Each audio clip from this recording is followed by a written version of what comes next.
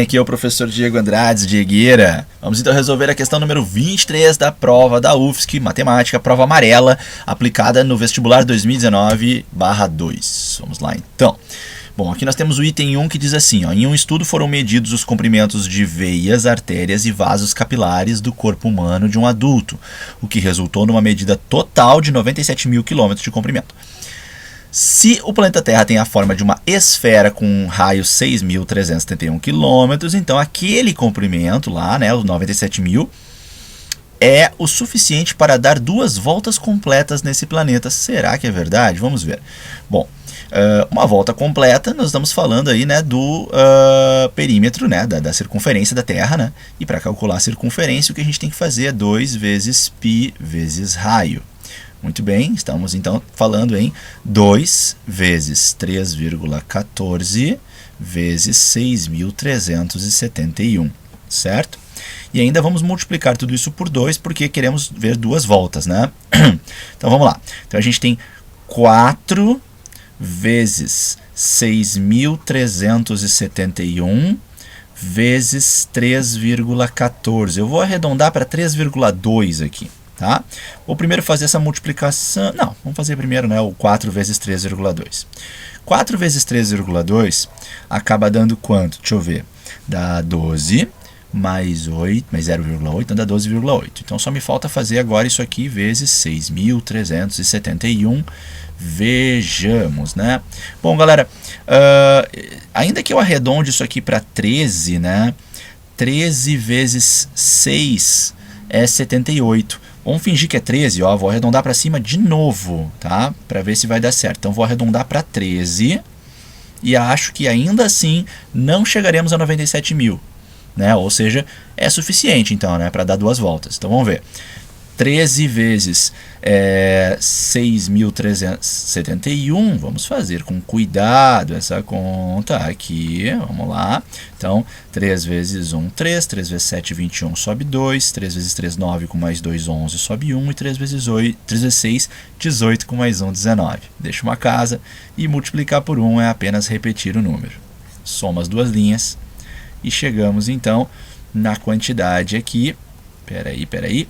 Olha só, galera, eu fiz 2 arredondamentos para cima, um aqui e outro aqui. Ou seja, a quantidade real, né, de quilômetros para dar 2 voltas na Terra, ela é menor. A quantidade real, ela é menor, tá, do que essa quantidade que eu obtive. E se a quantidade real é menor do que essa que eu fiz com os arredondamentos para cima, então, pelo visto, os 97 mil quilômetros são, sim, suficientes para dar 2 voltas completas no planeta Terra. Portanto, a afirmação 1 ela é verdadeira. Vamos ver a próxima, mas o 1 já entrou para a soma. Afirmação número 2. Cada cápsula de um medicamento é formada por 2 semi-esferas de extremidades, que são as extremidades da cápsula, e um cilindro equilátero que tem bases B1 e B2, parte intermediária da cápsula. Todos com a mesma medida de raio, as semi-esferas e o cilindro. Considere que o círculo da superfície S1 coincide com o B1 e o círculo da superfície S2 coincide com o B2, né, gerando um encaixe perfeito aí do cilindro com as 2 semisferas. Se as medidas dos raios aumentarem 10% e a medida da altura do cilindro diminuir 20%, então o volume das novas cápsulas diminuirá 10%. E agora? Vejamos. Bom, vamos falar então dos volumes dessas estruturas que nós temos aqui, né? A nossa cápsula ela é formada por uma semisfera aqui em cima, né? Um cilindro acoplado a ela, que é a parte, né, do meio aqui da cápsula, e depois temos uma outra semisfera aqui embaixo, né? Tentei desenhar aqui a nossa cápsula, tá? Bom, galera, se a gente juntar as 2 semi-esferas, é evidente que a gente tem uma esfera completa, né? Temos uma esferinha ali completa, certo? Com um certo raio que não foi dado, mas que é o mesmo raio que o raio do cilindro. Bom, o volume, então, fica sendo, né, 4 vezes π vezes raio ao cubo sobre 3. Esse é o volume das 2 semisferas juntas que formam uma esfera. Já o volume do cilindro, inicialmente, ele sempre é a área da base vezes a altura, né? E então, bom, como trata-se de um cilindro equilátero, isso significa que a altura ela é exatamente igual ao diâmetro, ou seja, a altura ela vai medir 2r. Isso é o que acontece no cilindro equilátero, certo? Cuida com isso. Bom, então aqui nós temos a área da base, que é πr ao quadrado, já que trata-se de um círculo de raio r, vezes 2r. Então isso aqui está dando 2πr ao cubo. Agora deixa eu juntar esses dois resultados para eu ter o volume inicial da cápsula, tá? Bom, então eu vou ter 4π terços r cubo mais 2πr cubo. Eu vou aqui fazer o MMC, né, para eu poder chegar no volume inicial. Eu estou chegando então em 4π terços r cubo mais 6πr cubo, né, sobre 3. Então, o volume inicial pode ser escrito como 10πr cubo sobre 3. Ufa, tem o volume inicial. Agora nós vamos fazer os aumentos que foram propostos na questão, né? O aumento é que os raios aumentem em 10%, então os raios passam a ser agora 1,1r, ou se preferir em fração, né, seria 11 décimos r. E a altura, eu quero que ela... né, o raio eu quero que aumente 10%, a altura eu quero que ela diminua 20% a altura do cilindro. Bom, então diminuir 20% é o mesmo que multiplicar por 0,8, e eu estou multiplicando por 0,8, o que? Eu estou multiplicando a altura, que é 2r. Então a minha nova altura vai acabar sendo 1,6r, certo? Ou, se preferir em fração, nós vamos acabar tendo 16 décimos, que simplificando fica 8 quintos. Tá? Eu acho que eu vou preferir número decimal, porque para a questão de porcentagem acho que vai ajudar mais, acho. Então vamos lá. Agora eu vou fazer um novo cálculo com um novo volume e vou usar então essas medidas aqui. O raio vai ser esse, 1,1r, e a altura vai ser essa para o cilindro. Tá? Vamos ver como é que vai ficar o novo volume. Bom, o novo volume das esferas, né, o volume novo, new, vai ser o quê? Vai ser então 4π terços que multiplica raio ao cubo, só que agora o raio ele é 1,1r. Eita, coisa chata. Vamos ver o que vai acontecer aqui. Na verdade, né, o 4π terços r cubo vai permanecer, mas vai aparecer também um 1,1 ao cubo. Vamos fazer esse 1,1 ao cubo aqui. Eu já sei que 1,1 ao quadrado é 1,21, porque eu decorei que 11 ao quadrado é 121. Agora eu precisaria elevar ao quadrado, multiplicar por 1,1 de novo, né? Vou esquecer a vírgula, vou contabilizar que são 3 casas decimais e na resposta final eu coloco elas. 1 vezes o número é ele próprio, 1 vezes o número é ele próprio, e aqui nós temos um número bem conhecido nosso, 1331. Como são 3 casas decimais, aqui está o resultado, então eu tenho que o meu volume da esfera ele é 1,331, que multiplica 4π terços raio ao cubo. O volume do cilindro novo, vamos ver como é que ficou, é área da base, e a área da base então ela é π vezes raio ao quadrado, vezes altura, a nova altura. Então, o volume novo do cilindro está dando quanto? Está dando 1,21 vezes 1,6 vezes πr cubo, certo? Vamos fazer essa continha aqui no canto. 1,21 vezes 1,6. 6 vezes 1, 6 vezes 2, 12. 6 vezes 1 com mais 1, 7. Deixa uma casa. E multiplicar por 1 é só repetir o número. Aqui dá 9. 3 casas decimais. Ficamos então com o novo volume do cilindro sendo 1,936 vezes πr ao cubo, certo? Muito bem, agora o que a gente vai ter que fazer aqui, galera? Agora aqui a gente vai ter a questão aqui da dízima periódica, né, que vai atrapalhar a gente um pouquinho. Quem sabe a gente faz o seguinte, quem sabe eu troco aqui esse 1,6 por 0,8 vezes 2. Tudo que eu tenho que fazer é dividir ao meio esse carinha aqui, para que eu consiga fazer essa troca. Eu vou te explicar por que eu vou fazer isso. Olha só, se eu pegar a metade desse cara, vai dar 500, 950, com mais 18, 968. Então isso é a metade. Ok, tá aqui. E aí eu devolvo aquele 2 que eu queria colocar aqui na frente. Tá? Bom, agora eu vou pegar esse carinha aqui e vou multiplicar ele por 3 sobre 3, para que ele fique com um denominador 3 embaixo dele. Olha a jogada. Aí vai ficar 6πr3 sobre 3. Tá aqui, vou parar por aqui. Sabe por que eu vou parar por aqui?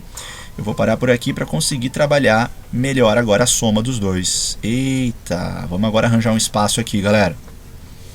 Lembrando que o volume da cápsula é a soma do volume da esfera com o volume do cilindro, e pegando os volumes novos, o que vai acontecer? Eu consigo escrever da seguinte forma: o volume da esfera fica 1,331 vezes 2 vezes 2π terços r cubo, enquanto que o volume do cilindro fica 0,968 vezes 3 vezes 2π terços r ao cubo. Sendo assim, eu posso colocar em evidência o 2π terços r ao cubo. Ele vai multiplicar o quê? Ele vai multiplicar o 2 vezes 1,331, que vai acabar dando 2,662, mais 3 vezes de 0,968, que acaba dando, vamos ver aqui, 2,904. Agora, somando isso com 662, minha nossa, essa conta não acaba nunca, a gente tem aqui 5,566, né? Multiplicando 2π r cubo sobre 3. Esse é o novo volume da cápsula. Vamos voltar e olhar para o volume antigo, né? A gente tem aqui 10 que multiplica πr cubo, então vamos reescrever isso aqui como 5 que multiplica 2πr ao cubo. Agora a gente vai chamar isso aqui de estrelinha. Que meigo. Então o nosso volume inicial é 5 vezes a estrelinha. Enquanto que o nosso novo volume, ele é 5,566 vezes a estrelinha. Pois bem, qual é o aumento que a gente teve aqui, né? O aumento que a gente teve é de 0,566 em relação a 5, né? É um aumento, e é um aumento aí de um pouco mais do que 10%. O que dizia a alternativa? Dizia que o volume iria diminuir, e não, o volume aumentou. Certo, galera? Então é isso aí para essa questão número 2. Ela é uma questão, então, falsa. A afirmação 2 nós não vamos marcar, ok? Vamos para a número 4 agora. O volume de um tetraedro regular que tem altura igual a raiz de 6 vai ser 9 raiz de 2 sobre 4. Essa acho que é um pouquinho mais rápida, né? É muito desejável que vocês memorizem que um volume de tetraedro regular é aresta ao cubo raiz de 2 sobre 12. Também é muito desejável que vocês memorizem que a altura de um tetraedro regular é aresta raiz de 6 sobre 3. Vale muito a pena memorizar essas duas relações. Bom, vamos aplicar elas então. Eu sei que a altura dele é raiz de 6, então eu vou pegar essa segunda relação aqui que eu apresentei para ti agora. Vou dizer então que aresta vezes raiz de 6 sobre 3 é raiz de 6. Lembrando que tem o número 1 aqui, se quiser, fica mais fácil de entender o cancelamento. A gente ficou com A sobre 3 é igual a 1. O 3 passa multiplicando, o A é igual a 3. Então, a aresta do nosso tetraedro é igual a 3. Agora, eu vou usar a primeira relação. E a primeira relação manda que o volume de um tetraedro regular é aresta ao cubo raiz de 2 sobre 12. Pois bem, nós temos 27 raiz de 2 sobre 12. Dá para simplificar por 3.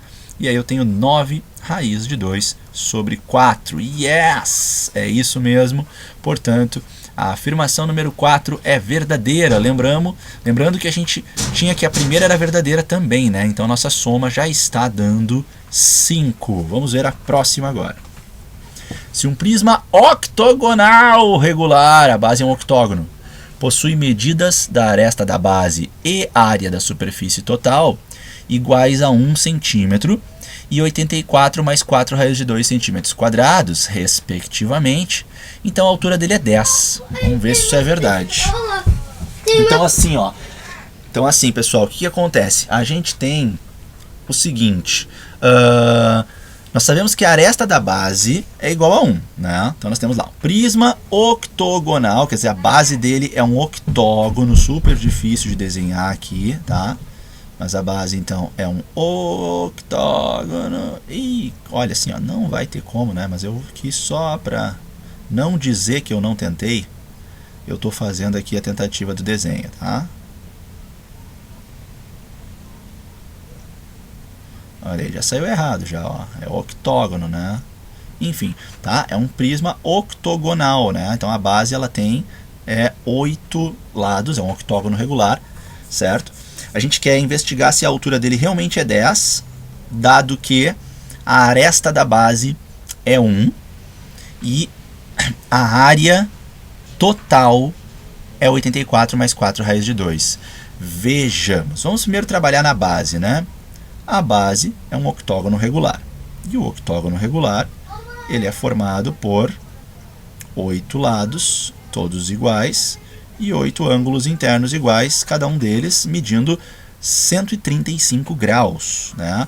Uma brincadeira interessante com o octógono regular é a gente completar ele aqui por fora e transformar ele num quadrado, alcançando a ele esses 4 cantos aqui que serão triângulos retângulos. Né? Tá? O lado dele mede 1, esse 1 vai aparecer aqui.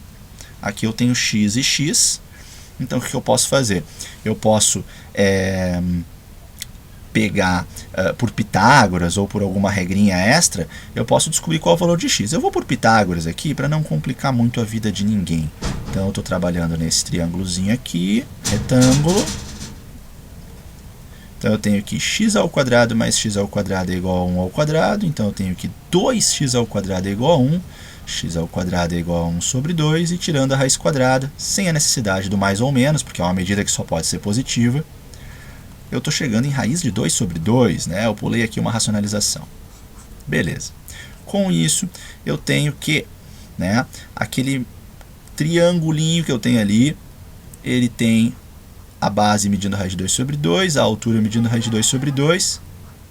A área daquele triangulinho, como todo triângulo, é base vezes altura dividido por 2. Olha o dividido por 2 aqui do Diegueira, ó. É multiplicar por 1 meio. Bom, então isso aqui está dando na parte de cima raiz de 4, na parte de baixo 8. Portanto, está dando 2 oitavos, está dando 1 quarto. Área de um triangulinho. Quem sabe agora eu multiplico por 4 esses triangulinhos, já que eu tenho realmente 4 aqui na figura, né? 1, 2, 3, 4. Então, fazendo vezes 4, eu tenho 4 vezes 1 quarto, que dá exatamente 1. Depois eu posso pegar a área do quadrado inteiro, né? Apenas cuida que aquele quadrado que nós montamos, né? Ele é um quadrado cujo lado dele vai medir 1 mais raiz de 2 sobre 2, mais raiz de 2 sobre 2. Então, acaba que o lado desse quadrado vai medir 1 mais 2 vezes de raiz de 2 sobre 2. Bom, simplifica, ficou raiz de 2 mais 1. A área do quadrado é o lado elevado ao quadrado. Então, aqui está. Opa, ainda não, agora sim. Então, a área do nosso quadradinho vai ficar quadrado do primeiro, 2 vezes o primeiro vezes o segundo e quadrado do segundo. Finalmente, a área do nosso quadrado está dando 3 mais 2 raiz de 2.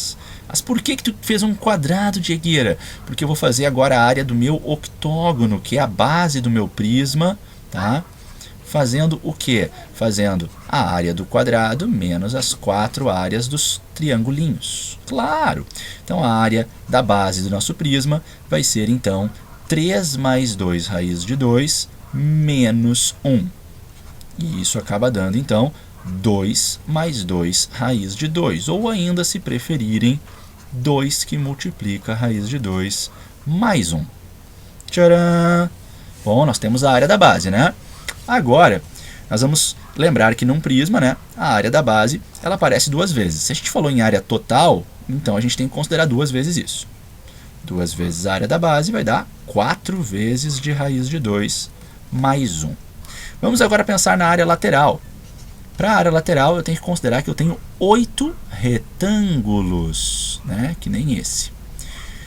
E as medidas desses retângulos, como ficam, né? Na base eu tenho 1 e na altura o h, que é o nosso objetivo.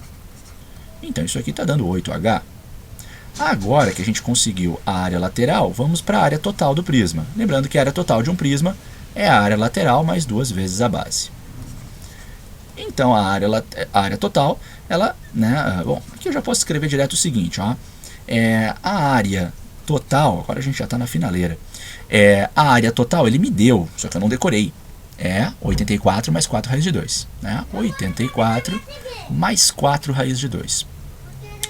E, bom, isso vai equivaler, como a gente acabou de escrever aqui, vai equivaler a 8h mais 4 que multiplica a raiz de 2 mais 1. Beleza.